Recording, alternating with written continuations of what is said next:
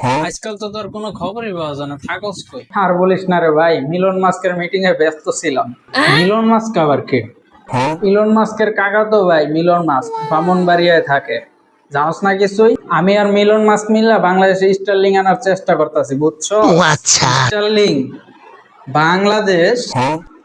ওরে ভাই, আমি নিজে ইলন মাস্কের জুম মিটিং এ কথা কইলাম, বললাম যে স্টারলিং যদি বাংলাদেশে পাঠায় তাহলে ইলিশ মাছ পাঠাবো। কি করছ? সত্যি? তারপর তারপর এরপর ইলন মাস্ক বলে আই লাইক ফিশি, সাথে সাথে 5 টলি ইলিশ মাছ আমি বস্তা করে ইলন মাস্কের বাসায় পাঠায় দিচ্ছি। ইলিশ মাছ গুলো খাইছে আর কান্না করে কইছে, রাহাত ইউ আর জিনিয়াস।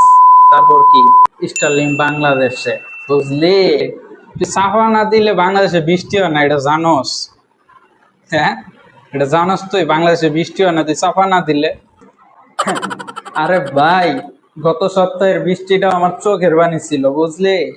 ইলিশ ছাড়ার দুঃখে কান্না করছিলাম, ওই চোখের পানি ওই বৃষ্টিটা। বুঝো নাই কে?